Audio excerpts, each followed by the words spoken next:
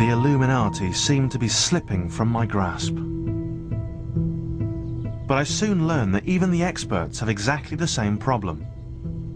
The Illuminati transcends political lines and religious lines, and therefore it's really hard to point the finger at any particular person or any particular group and say, ah, this is the Illuminati at work.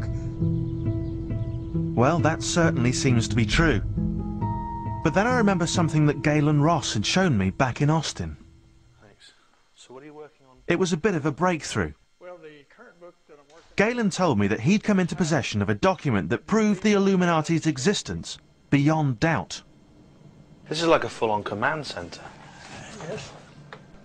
Now, I do have evidence that there is an official Illuminati organization. So this is actual evidence of the Illuminati? That's correct. And this I got from a friend who has the actual document, and he ran me a copy of it. This is a membership certificate of this person named Higgins that was made a lifetime member. Illuminati, a recognition of the divine brotherhood, objects, the discovery, accumulation, and diffusion of knowledge. It's really worth having. Yeah, if you're a member of that, it opens the doors to you to as much as your imagination will allow. At last, I've seen some evidence of the Illuminati's existence, even if it is just a slightly poor photocopy. And now I'm told of another place where the Illuminati meet up. It sounds like a sort of Illuminati holiday camp, Bohemian Grove. What is Bohemian Grove? Well, it's an annual gathering of some of the most powerful men in the world, in the middle of a forest in California. It's media tycoons, captains of industry, presidents of the United States, that sort of person. And just like Skull and Bones, the whole thing is shrouded in secrecy and mystery.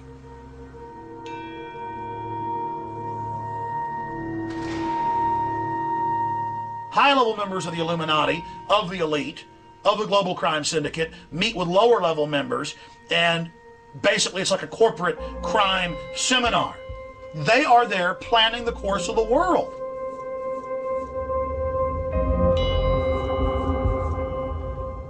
In July of 2000, Alex Jones smuggled himself into Bohemian Grove. All the evidence is right here, exposing the Illuminati, their different allied organizations. It's all on the website.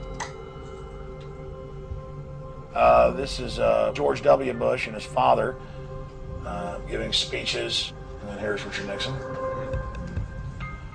And here you have President Jimmy Carter. It's at Bohemian Grove that Alex Jones insists the Illuminati hatch their plots. It's how to set up the world government, what they're going to do, what their plans are. Under the gaze of a giant concrete owl called Molech, Alex Jones secretly photographed the mock human sacrifice that launches every gathering. This is a shot of the high priest right here over the flame with the people in their black and red robes. There are a bunch of different rituals that they do, and they're inducting a member in a mock human sacrifice. And where's the giant concrete owl? Molech. Molech. Right here. You can see the owl right there. And it was quite chilling, though, I can assure you.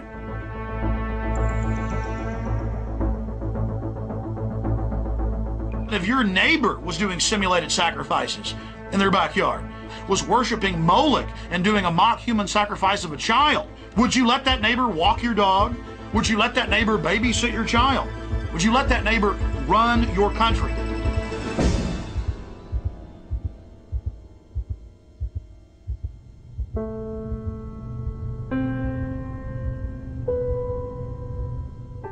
Hartford again. Still waiting for Mr. A.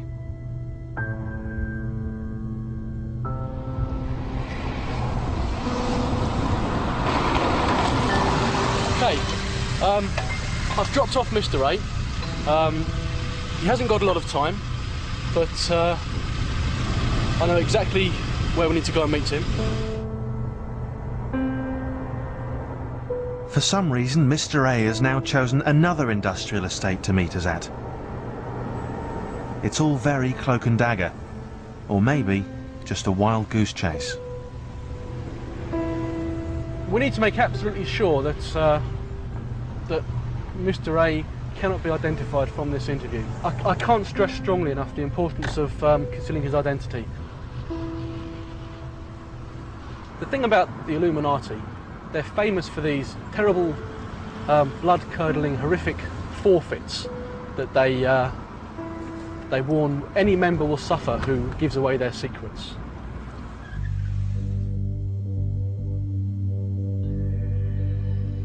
As Tim abandons us again to pick up the elusive Mr. A, we explore our second deserted industrial estate of the day, now reflecting that our pursuit of the Illuminati might be a little dangerous. You don't want to mess with these people. You really don't know. These are, in the United States we have the mafia, which is pretty mean group. The Illuminati put the mafia in the shade. Oh, really? And almost everyone that learns about what I do says, why are you still alive?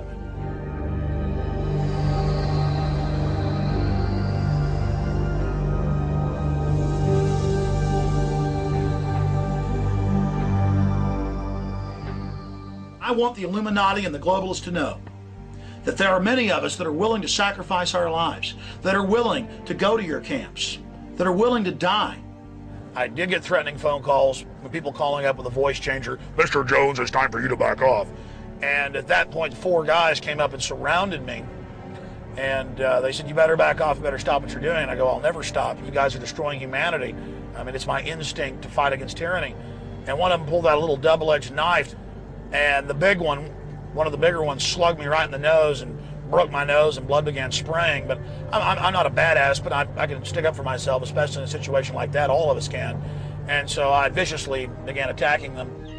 I know that they have lots of records on me and that they're monitoring me. And How are they doing it? Is it electronic? yes, they have antenna arrays that monitor all electronic signals. If you use the right combination of keywords, like if you say murder, dynamite, blow up, kill, assassinate, then these computers will immediately transfer that conversation to a person sitting at a desk. So they know I'm here now? Absolutely. Just seeing if I can see them.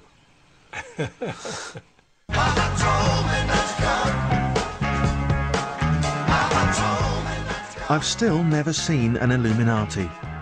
Or is it Illuminatus?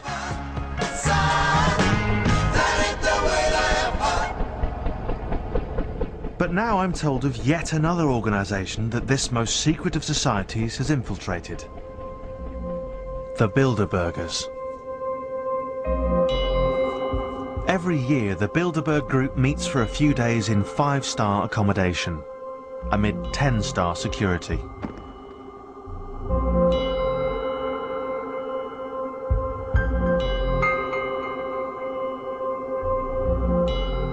The Bilderbergers held their first meeting in 1954 in a small Dutch town, in the Bilderberg Hotel. Since then, their annual meetings have attracted many of the most powerful men and women on the planet. These guys really do run the world. Lords and the heads of the biggest banking dynasties, and Dutch and British royalty, and Rockefellers, and secretaries of states, and UN secretary generals, and German chancellors, and the head of the House of Saudi going and attending this meeting. Many believe that the Bilderbergers form the most powerful organisation of all.